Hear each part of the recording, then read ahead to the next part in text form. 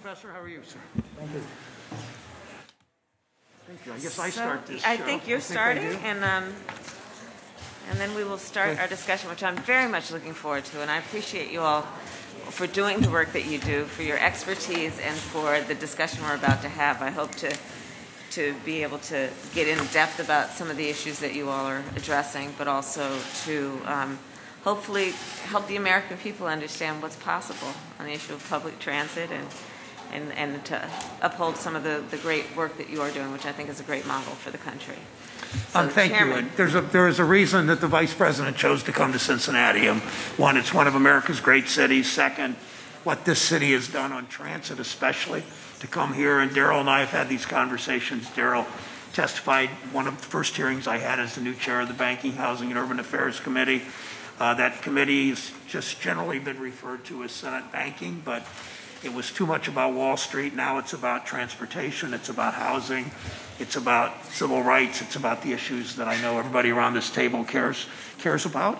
And thank you for the Chamber's involvement in transit, unlike in many ways more than any chamber in the country. So thank you for doing that. The Chamber's Chamber's support for the advance in transit in this country was in this community was essential. Earlier this month, as I said, when Darrell testified at our transit hearing, I closed the hearing by asking him the last question, what transit means for people's lives, and his answer was just perfect in terms of how some people can't get home from work if they work late, if they don't have bus service, and many cities don't. Cincinnati now does it right, and it's because you all came together.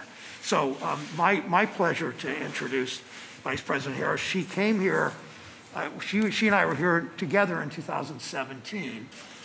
She then spoke at our annual women's conference in Columbus. She was so good and so well received. We were going to have her back the next year in Cincinnati, and then we were both called to session and didn't get to do that. But she has made such a difference as vice president already. I want to tell one story before turning it over to her. We were talking one day about we had just returned to session in early February, late January, and we were sitting on the Senate floor, and we were talking about our Dr. King celebrations that she had been to in California and I had been to in Ohio. And we were talking about Dr. King's term that he used often, dignity of work. And she somehow, 3 days later, the next week on the floor, came up and handed me a book called All Work Has Dignity. It was a compilation of Dr. King's speeches to labor unions. And you all know Dr. King was killed fighting for workers, some of the most discriminated against workers in the country, sanitation workers in Memphis. And if I didn't already love Kamala Harris, I did after that discussion. Just what we were talking about, dignity of work. And Dr. King always said, all labor has dignity. No job is menial if it pays an adequate wage. And that's so much of what she's fought for in her career and what has so mattered to her and so mattered to the people whom she serves. So, Senator Harris, Vice President Harris, good to see you. Thanks for coming. thank you, Chairman Brown. My friend Sherrod, thank you. Thank you for everything that you do. Yes, I have traveled this beautiful state many times, actually, with your senator, and I will just say, whether the cameras are on or off, he is the same person. He is always fighting, in particular for the working people of Ohio, but for America, and you are a great national leader, Sherrod, Chairman Brown, so thank you for this. And thank you all for the time. So I look forward to getting into this conversation, but I'll put it in the context of also, again, back to the chairman. He chairs a committee in the United States Senate that is named Banking, Housing, and Urban Affairs Committee. And I remember talking with the senator when he first took the chairmanship, and he said, people always refer to it as the Banking Committee. But the Housing and Urban Affairs part of that committee is equally impactful, if not more, in terms of the direct impact on working people. That's who the chairman is. And so when I think about the work that happens out of the United States Congress, the work we can do as an administration, I do think of it through the lens that he has talked about it, which is how are we going to have direct impact on working people? How are we going to improve the condition of their lives? How are we going to make it doable because sadly that's at some point the goal, much less easy. But let's just start with making it doable. Can they raise their families, get to work, get to the grocery store, satisfy their basic responsibilities and functions to raise a family and to be productive in their community and in their lives? And so that's the context in which I think about this very important subject, which is the subject of public transit. And, you know, when I think about it, I think about good transit equals vibrant communities, right? So if we think about it in terms of an investment in public transit, it is an investment in job creation. It is an investment in improving communities. It is an investment in increasing access to opportunity. Literally, if there is a bus line that is within, and a bus stop that is within walking distance and not half a mile from someone's house, what that means in terms of their ability to have access to the job that may be miles away from where they live. And often it is the case for working people in America that they cannot afford to work where they live, and they need to then travel some distance. And it shouldn't require that you have the financial ability to own a car, pay insurance, pay for new tires to be able to go to work. So I think about public transit in that context. I think about it in the context of what it means for a working parent to be able to take her children, to take his children to school,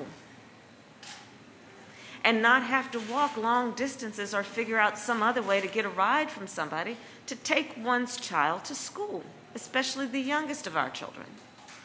I think of it in the context of the fact that in so many communities, sadly, we are still at a place where we talk about food deserts, where we talk about the unavailability of grocery stores that sell fresh food, much less fruits and vegetables. And people have to travel distances. Well, our public transit allows that to happen. It is that basic and that essential.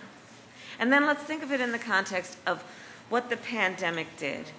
And in the midst of extraordinary loss, we also saw the pandemic as an accelerator in that it highlighted, and for so many people illuminated, long-standing fissures and failures in our systems.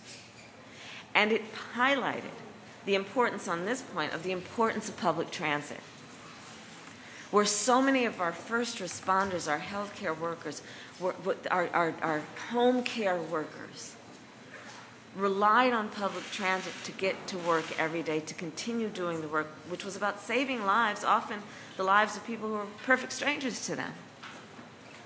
I think about it in the context, and the president talks about this. He talked about it a couple of days ago at the meeting of the joint session of Congress, about good jobs. Good jobs. And the jobs are about the jobs that will include growing the infrastructure around public transit. The good jobs are the jobs about all of the folks who work to make public transit work, including a wonderful leader that we talked to before we walked in here. It's about what we're going to do in the American Jobs Plan, $110 billion, that's with a B, for transit agencies, $85 billion to modernize and expand transit, and $25 billion to electrify transit buses, something that we talked about here, Mr. Haley. And then there is the last point that I'll make about transit being good for public health and the climate, because that means a lot of folks can get on a bus, and those folks then are not driving. And we are reducing greenhouse gas emissions. We are reducing emissions that are harmful to our climate. It is about what you're doing here in Cincinnati, and it's happening around our country, and the American Jobs Plan will help grow that exponentially, which is also the creation of electric vehicles and electric transit, public transit. Mm-hmm. So there's so much good work happening here and happening around our country as an extension.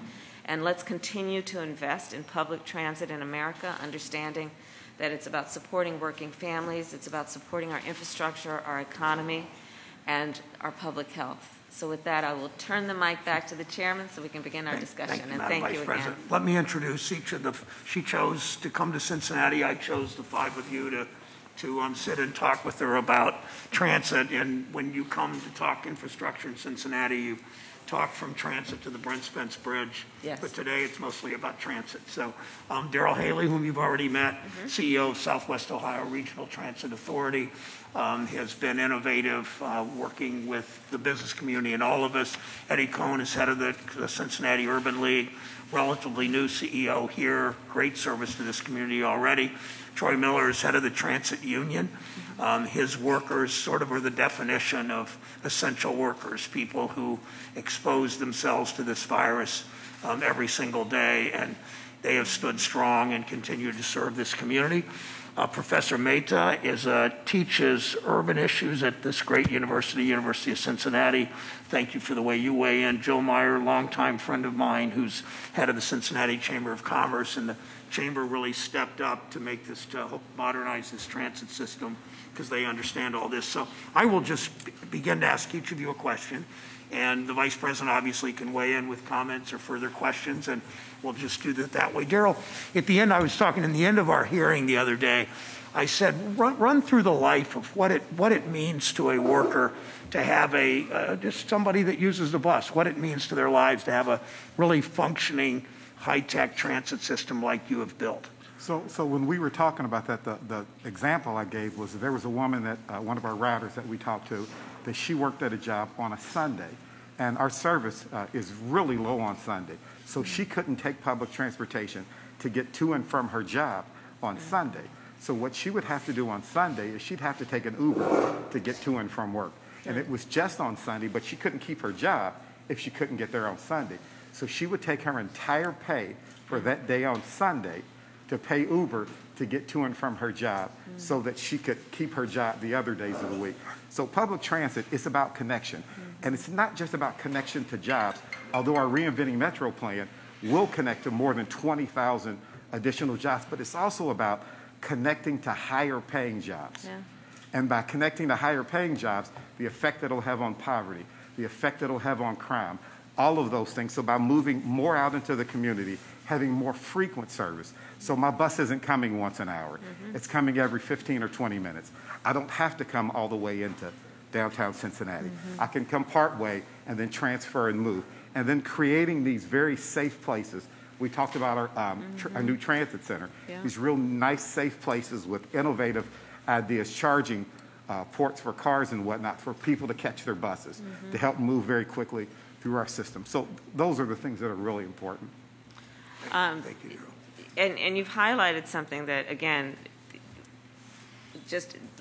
these subjects can take on big meaning, and we use these subjects in big speeches, but let's get back to the point you're making about how it affects real people every day. Without having a high frequency of public transit buses, then that means that working person, if they're just 30 seconds late to catch that bus, if they have to wait an hour for the next bus to come, That's right. what that will mean in terms of whether they may be able to keep their job or not. It's critical. Yes. And so that's about having the frequency. It's about making sure that the bus stops are in the communities where people live and need to go to work. I think that's a critical point. I know you're also doing some work here that's about, you showed me about GPS and adapting technology so that folks can be aware of where the bus is At all times. at all times, to know if they need to hurry up or they can slow down to catch the bus they need to get where they need to go on time. And you touched on one other thing earlier when you were talking, is a person's choice Yes. of what they choose to do. So I may choose not to have a car payment. I may choose not to have a car insurance and gas and wear and tear on my car. And then I can take those earnings that I would have been spending on that, and I can do something else in my life with it. I can upgrade the place that I live. Yeah. I may be able to make different choices because I have additional funding that I could use other places than in an automobile. So it's about choice as well, and people can make different choices when you have robust transit in your community. That's a great point. Good. Jill, if you would, Jill, talk about it's the way you stepped up in the business community. Why so much interest in the ballot initiative? Why so much interest in the American Jobs Plan, and what it will mean to this community? Thank you, Senator Brown. I'm delighted to do that. Madam Vice President, we're obviously excited to have you here, but couldn't be more excited to be able to talk about this topic. It has been one of intense focus for us at the Chamber and really throughout the community over the past 5+ years.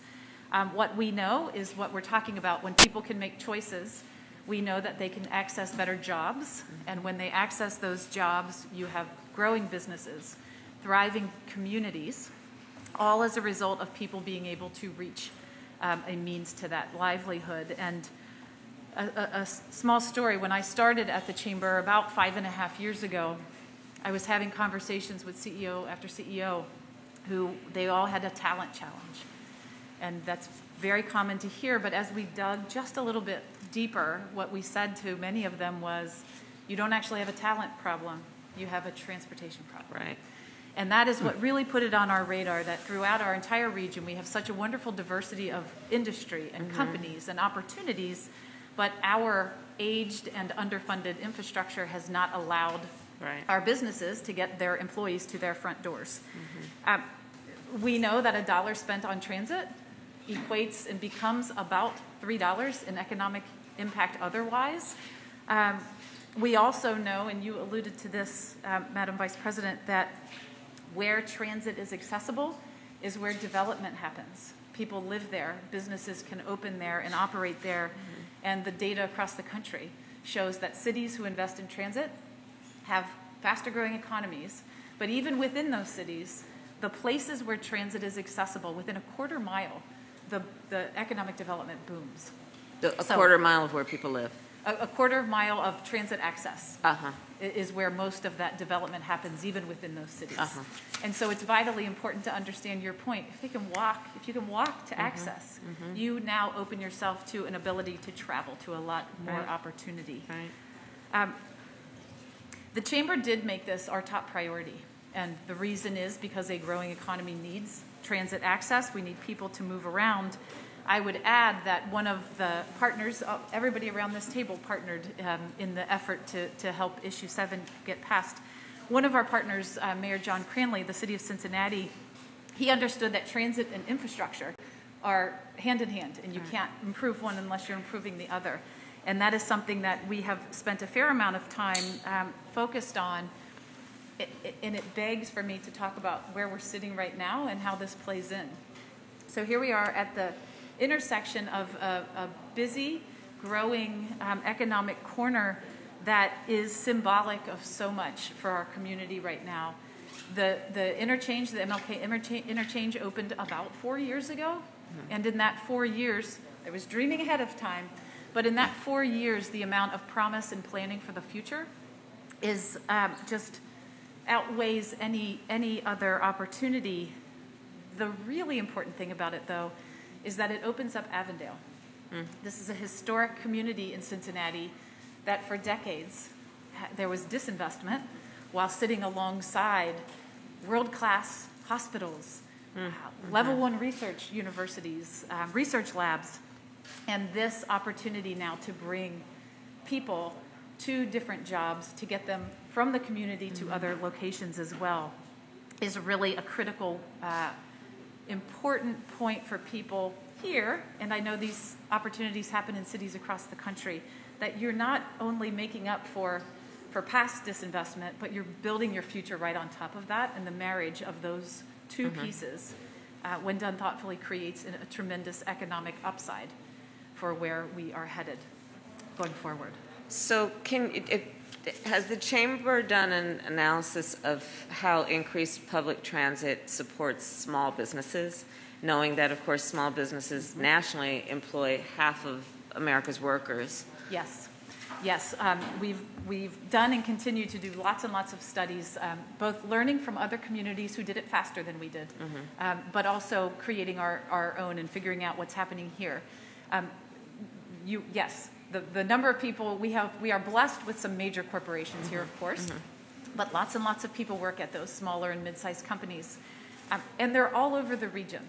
And so if you have a city like Cincinnati, which is an old city and it's a wonderful city, but it is concentrated in the middle, lots of people live here, we also have job opportunities outside of those places. And so the neighborhood business districts in and around the Cincinnati city and extended do employ a lot of people. And so one of the pieces that we were so excited to do as we worked toward the ballot initiative was we mapped out the entire region, where the jobs were, what kinds of job corridors there were, and then we overlaid the existing plan and then the hoped for plan to make certain that the jobs that would become accessible included both big corporate outlying jobs as well as those business districts within to make sure everybody has that opportunity. That's great. You said something too, Jill, about, and I wanted to ask Eddie about this, about the locating transit stops as close to housing accessibility transit stops. And one of the things that Congresswoman Fudge, who now is Secretary of HUD, was my congresswoman in Cleveland, is now Secretary of HUD, that she is working with the Department of Transportation and the Biden-Harris administration to figure out how to encourage housing near transit stops. And that's where there is potential, obviously, for people not to be able not to have a car and be able to get to work. So, Eddie, how does that all play for people of color in this community, where, particularly among low-wage workers, and what their access to transit has been, and how these developments will matter for people getting to and from work and to and from family responsibilities and other things they're doing? Thank you, Senator Brown, and thank you, Madam Vice President. It's an honor to be here today. I will say that the issue of transportation is complicated when you think about communities of color. On the one hand, it is wealth sharing, and on the other hand, we look at it as wealth extraction. When you think about highways, just maybe about 5 miles west of here, Kenyon Bar was a black community in 1960 where 25,000 residents were displaced for I-75. Now, on the other hand, when you think about wealth sharing, issue 7, when I think about first and final mile, the work that Daryl has done, how we enhance our workforce and labor. I'll give you a quick story from one of the clients that we serve. We have a partnership with the University of Cincinnati to create more nurses to diversify their workforce. We have one client who lives 2 zones away from her child care. She's 21 years old with 3 kids. She has to get up at 5 a.m. to drop her kids off 2 zones away, come back to the university to take classes. Now, luckily, we have staff who helped her out and actually helped her babysit. So when you think about the real challenges of social mobility, of race and how transportation intersect, I think transportation is just as important as policing, as health disparities, for people who are ready to work and to be employed. And if we really want to think about a pathway to the middle class, we have to center people who are the end users.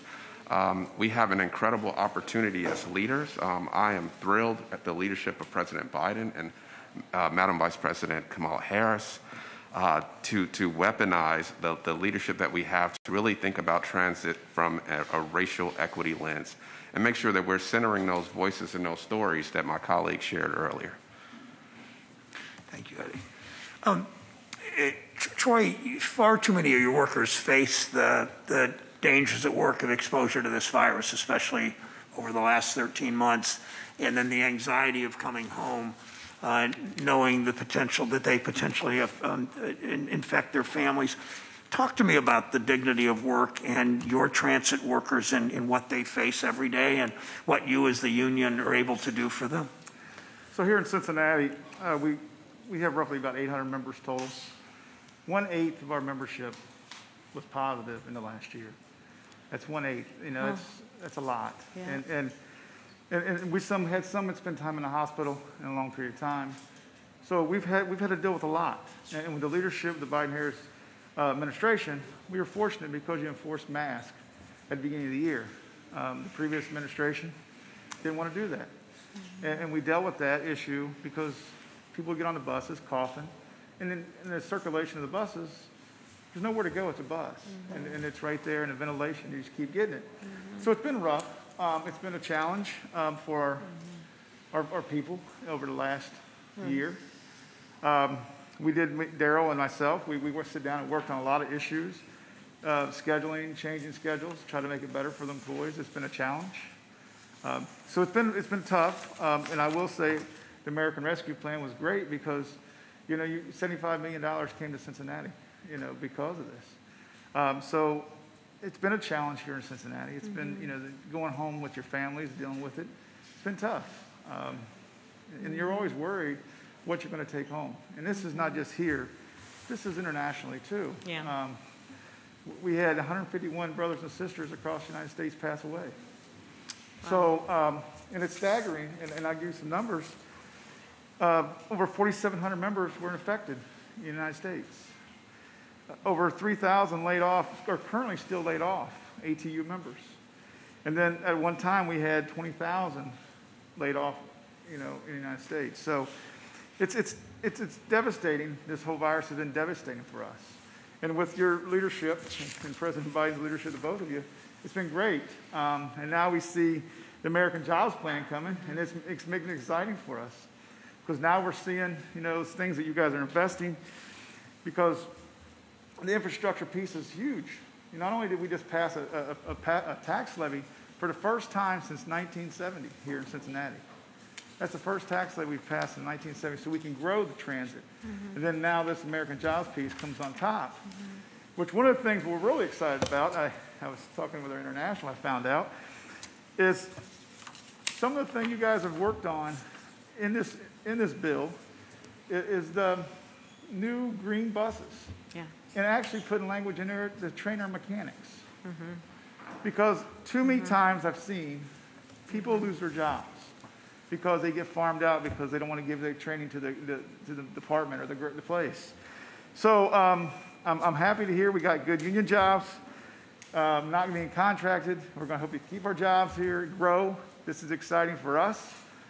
So I'm excited to have the Biden-Harris administration working on all the things you have, and with the challenges we've dealt with the virus.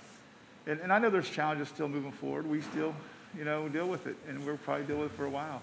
Now, and with this is, we were excited we was able to help people ride the buses for free to go get their vaccination. So that was something good we did here in the city, and they did it actually in the state of Ohio. Troy, talk about what the Vice President and I have talked about this before, that we want to, one of the goals of the jobs plan, the infrastructure plan, and in our long-term but really medium-term efforts are to replace 60,000 diesel buses with mostly diesel buses with 60,000 zero-emission buses. Understanding you have a whole lot of mechanics in Local 627 that are trained to work on diesel buses, diesel engines. Talk about that transition, and talk about what your members are saying about that, understanding that people aren't going to get laid off, but they're going to be retrained during this process over the next several years. Yeah, so my background is actually maintenance. So this is exciting me because you can go get that training and keep that. I would love to see the ATU be one of the leaders in that training across the United States. I'd love to see that because this is very important. Protecting our people, protecting our jobs. Because so many times I hear, you guys ain't qualified, we don't need you. And it's not just here, it's all over. And it is a very big importance to have that knowledge and training and keep the jobs here. How many of your 800 workers, how many of your 800 members are mechanics? Roughly about 200. We have 200 maintenance employees between all the divisions. So you should know, and you probably do, in the American Jobs Plan, we actually do have substantial money set aside for training. And knowing that organized labor usually has some of the best apprenticeship and training programs available, and taking full advantage of that.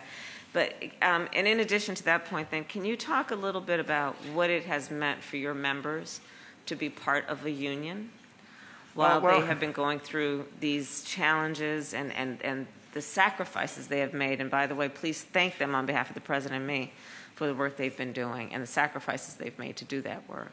Well, we also thank you for being having our back to fight these issues. They help us on these issues.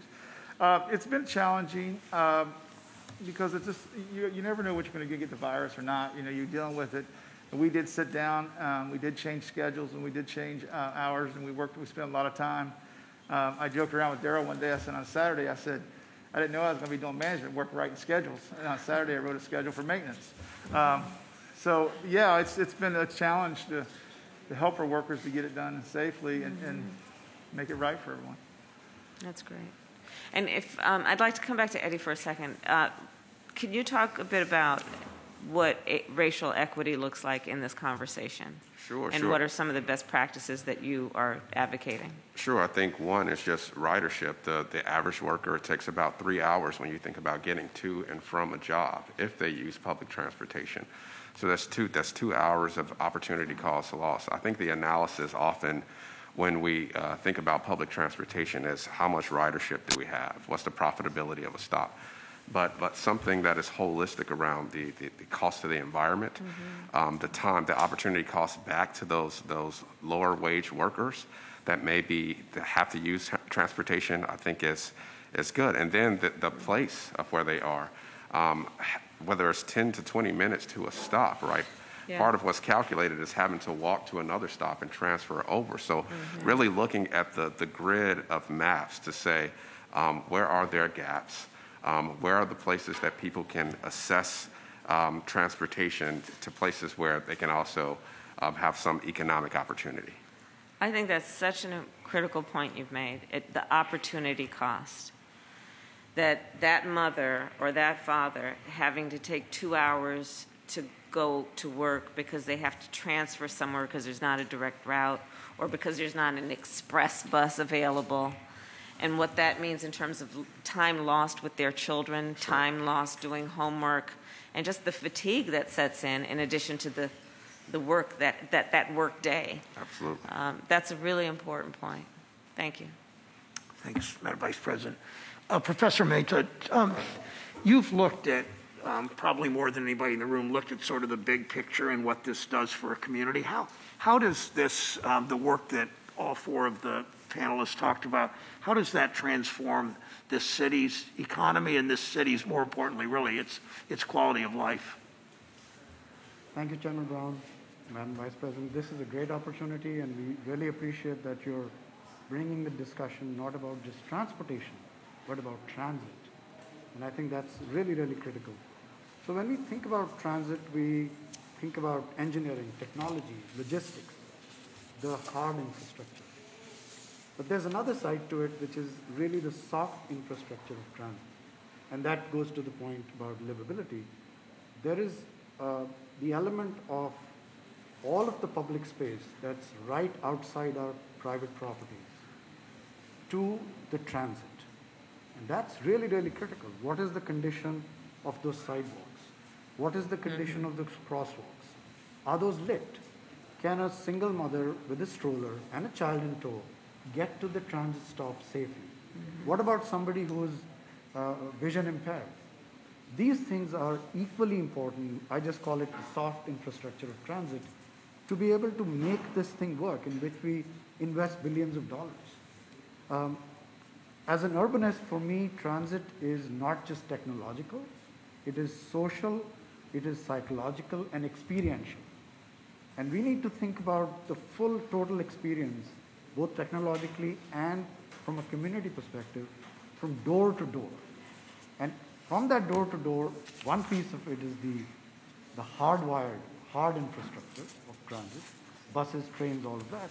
But the other part is really the soft infrastructure of communities, of the neighborhoods we live in. And we cannot separate these things. The best part about it is that if we invest in the soft infrastructure, we are automatically investing in our neighborhoods. We're automatically investing in a sense of thinking about this as a complete mobility strategy. So we often think about transit as a product. And transit is not a product. It is a system, and it is an ecology, which means that transit is a piece of all the mobility about how do we get anything that, Madam Vice President, you talked about. How do we get to do anything, whether it's shopping, going to work, getting the child to a soccer game? All of that can be linked into our experience of transit and the urban sort of living. So integrating transit into the urban development is really, really key into our neighborhoods. That is different from just thinking about transit itself. This has also become very critical in this time of the pandemic, as you mentioned. thinking about the public space immediately in our neighborhoods is a public health need. What is the condition of our sidewalks and streets? We need those to walk, to exercise, to socialize, but they're also part of the transit network. On another context, which is really, really critical to us in the US, and we really appreciate that you're bringing this to the table, we have to modernize our transit. We cannot think about transit as the service, something that we need to provide for the poorest workforce. That is one approach, but it's not going to get us to compete in this world.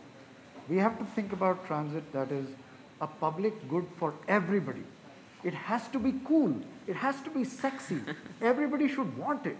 It shouldn't be about, well, we're serving the poor and the workforce that is outside of the cities to get to it and reduce the time. That is not going to be our strategy. And we really appreciate the ambitious plans that are coming from the Biden-Harris administration, and we need to capitalize on this. We need to really change our thinking about that and think about it really, really holistically. My final point, certainly public transit has a huge component and big ramifications for the environment. But I want to touch a different point. Public transit runs in public space, on our streets, above, below. Public transit, in fact, is public space.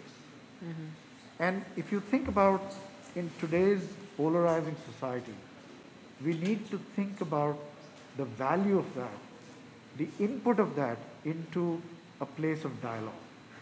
Now, this might seem extremely academic, but it's real. This is where you want to be able to see people who are different from you, people who dress differently, who look different. But this is critical for a democratic society. And it's critical for a society that is empathetic. Well said. Thank you, Professor, for that. Let me close with a question for Darrell. He closed our committee the other day, and so answer this if you would. And Professor Mehta made me think of this question as he was talking about reaching everyone.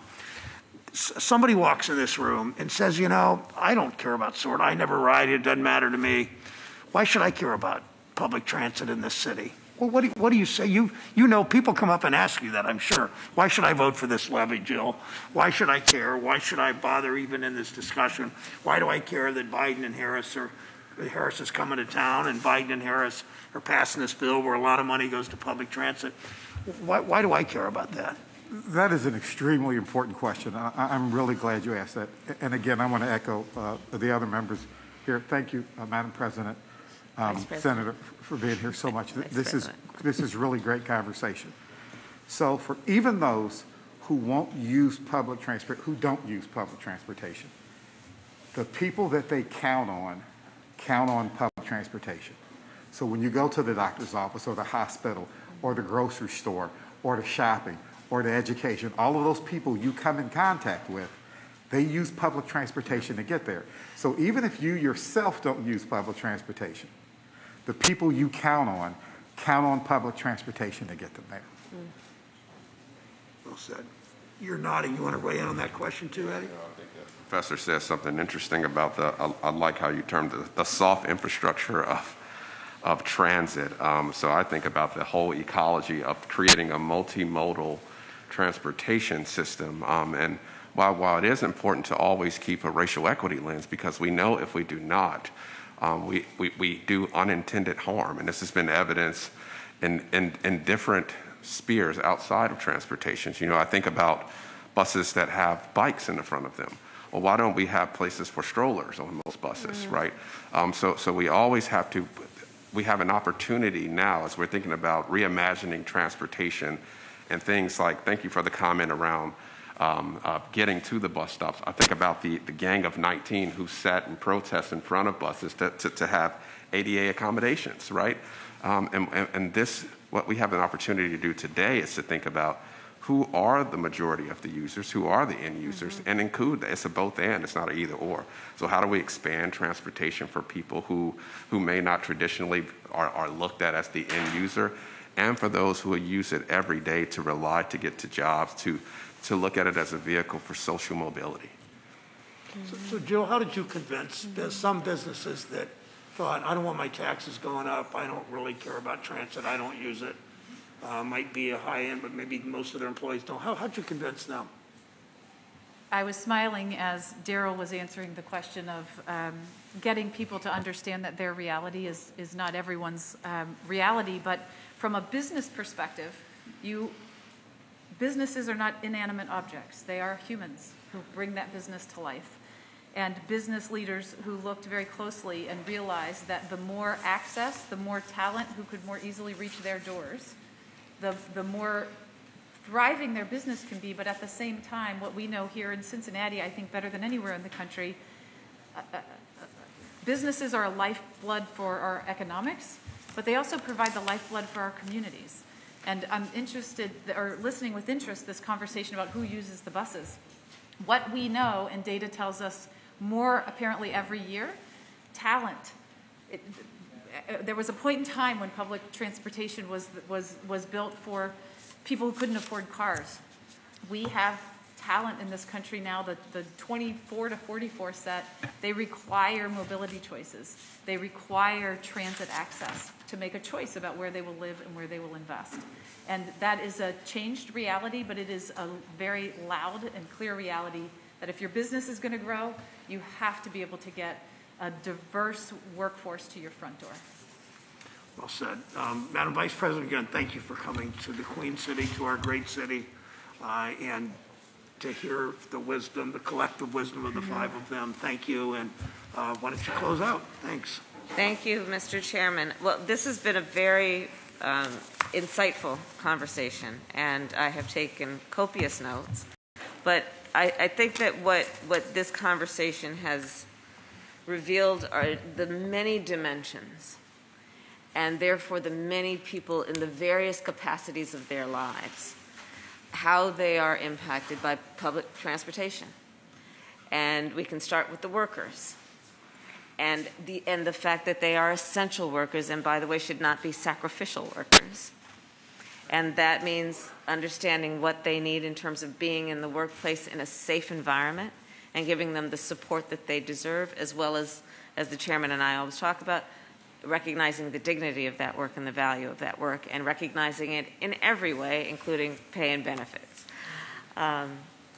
It means understanding the significance of, and Mr. Cohen, you said it so well, we have to pay attention to racial equity, because to not is to neglect the reality of the need to pay attention to racial inequity based on long-standing inequities.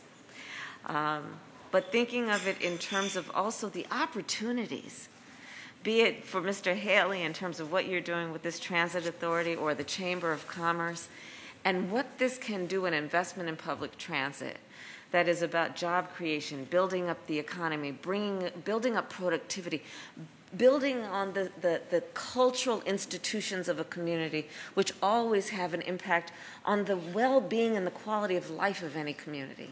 Access to arts, access to sports, access to those things, and hopefully that are public spaces, Professor, that create a quality of life that every person should be entitled to receive. The points that you've made, Professor, about public spaces, I think, is so important, and I really appreciate the point that you were making also about thinking of the realities of sidewalks, street lights, as being part of the transit ecosystem. If that parent, if that mother or father can't walk that stroller because the sidewalks are uneven or falling apart, and she's got a child in a stroller and a toddler, well, that's going to mean that will take at least twice as much time for her to get up, get down, and hopefully have somebody help her with the stroller to get to the bus stop. Lights, and what that means in terms of the safety for both the workers and the folks who use the system. So I think this has been an incredible group to really highlight all of the facets and all of the relevancy of an investment in public transportation, which again, infrastructure, and the chairman and I have talked about this. Infrastructure, it's a fancy word for just how do you get to where you need to go?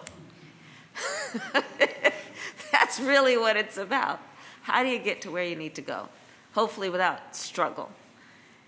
and with some level of ease, because usually where people need to go is they need to go to work, their children need to go to school, they need to go to the grocery store, they need to go to the place where they worship, they need to go to a sports game from time to time.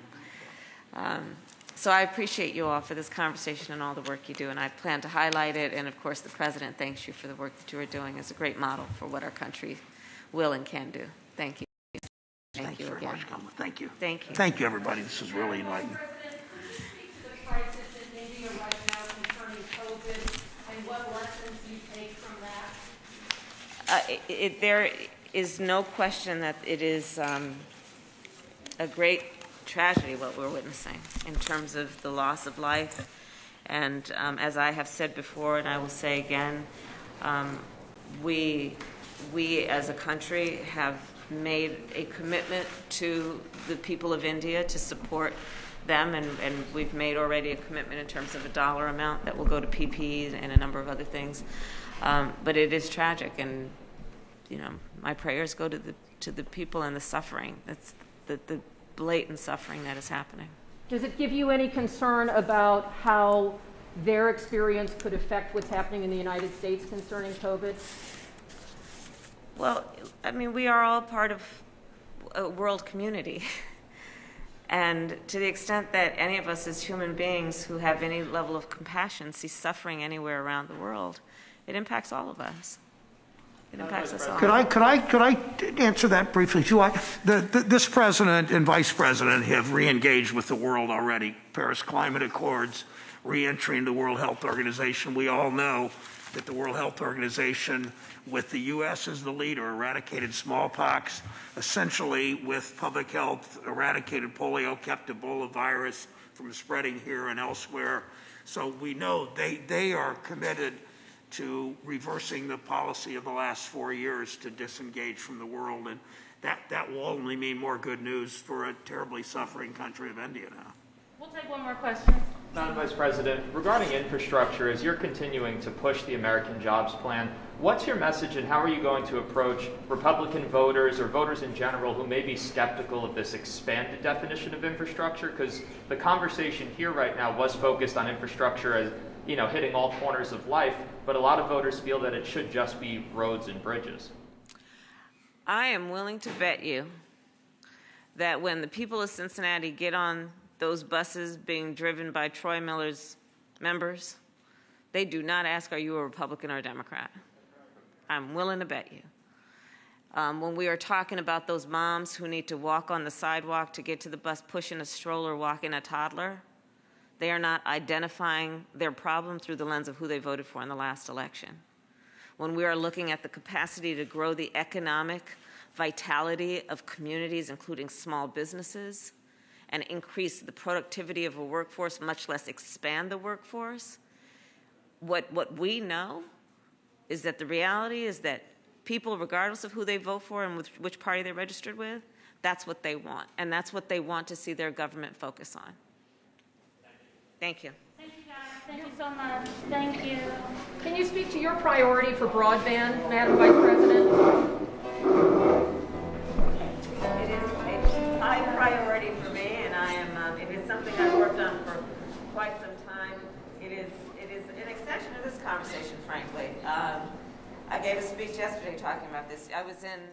You will appreciate this, Chairman, I was with our former colleagues, Maggie Hassan and Jean Shaheen in New Hampshire, visiting the New Hampshire Electric Co-op, and met with some workers there who were part of a legacy of folks at that co-op who helped build electrification for rural New Hampshire. And it was on the basis of the work, literally the physical basis of the work they did as a result of the 1936 Rural Electrification Act, which was about saying, let's get electricity to everybody, to say now, let's get broadband to everybody, because it's the same point. Kids can't do their homework without access to the internet. Some of us had Encyclopedia Britannica. Well, let me tell you, that is a day gone by. Our seniors, we now know the capacity of access and affordable access to broadband to bring health care through telemedicine. Again, our small businesses. it has become very clear for a small business to actually survive, much less thrive, they need access to high-speed internet to be able to move their product, to advertise their product, and to engage with their customers. So it crosses all levels, all communities. And you know, in the past with electrification, I think it was one of the great examples of the role and responsibility of the federal government to meet the needs of the people where they are and to invest in America in a way that we will be competitive going forward. Broadband is the next example of that. And do you see any bridges in this area qualifying for that top 10 list? Well, I can tell you that I know about the Brent Spence Bridge, and it is a very important bridge in America, and I am sure that there will be a lot of conversation about its qualifications for some support out of the American Jobs Plan. Thank you. Vice President has to go, but thank you. I was local once, I knew that. Yes. All right, guys. Thanks for indulging. You're most welcome. Y'all going on. I'm like, going in. Y'all got to jump in there. Okay.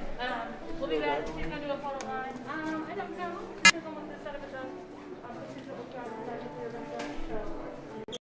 going to check in over there, and then I'll come back with you guys. So Okay. hang out right here. Okay.